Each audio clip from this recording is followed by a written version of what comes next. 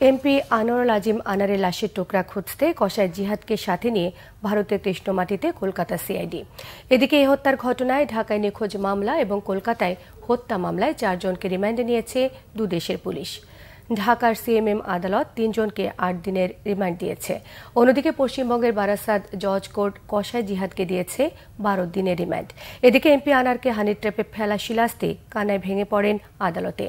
নির্দোষ দাবি করেছেন নিজেকে। বিস্তারিত থাকছে ফরুক বাবুর রিপোর্টে।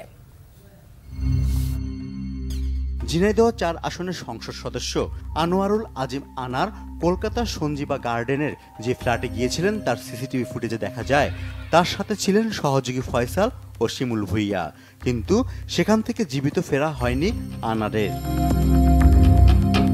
ফুটেজ বলছে ১৩ মে দুপুর ২টা ৫১ মিনিটে সঞ্জীবা গার্ডেনের ফ্ল্যাটে ঢোকেন এমপি আনার।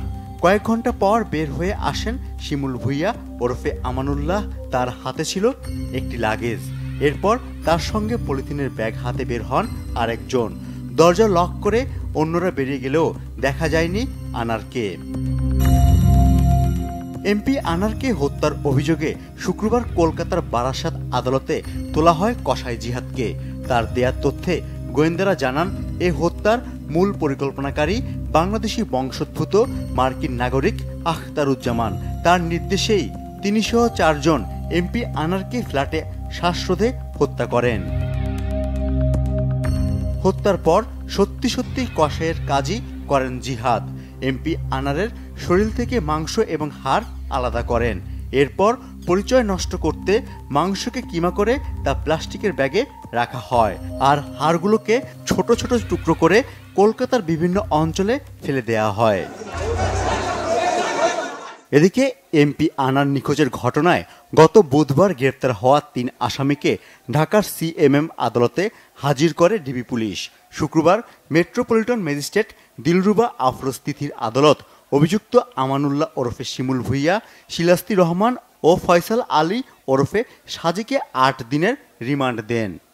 অপহরণ একটা মামলা করা ছিল, সেই অপহরণ মামলায় আজকে ৩ আসামিকে রিমান্ডের আবেদন করছেন।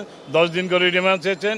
প্রত্যেক আসামিকে ৮ দিন করে সতর্কতার সহিত হাইকোর্টের নির্দেশ মোতাবেক জিজ্ঞাসাবাদের জন্য আদেশ দিয়েছে। আদালতে তোলার পর শিলাস্তি রহমান কান্নায় ভেঙে পড়েন। তার পক্ষে আইনজীবী না থাকায় নিজেই আদালতকে বলেন, ওই বাসায় আমি ছিলাম, তবে ঘটনা সম্পর্কে কিছু জানা নেই।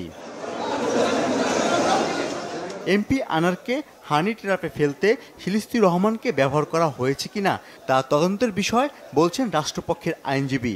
যদি 164 করে যাকে প্রোপ হিসেবে ব্যবহার করা হয়েছে, সেক্ষেত্রে আইনে কি তার আইনগত শাস্তি হবে না, তাহলে সাক্ষী হিসেবে তাকে নিলে মামলাটা বরং শক্ত হবে। বাবার হত্যাকারীর বিচারের আশ্বাস দিয়েছেন প্রধানমন্ত্রী। জানিয়েছেন ঝিনাইদহ ৪ আসনের সংসদ সদস্য আনোয়ারুল আজিম আনারের মেয়ে মুমতারিন ফেরদৌস ডরিন। আমার চোখের পানি, আল্লাহ এর বিচার করবে। আল্লাহ অবশ্যই আছে, আল্লাহ বিচার করবে।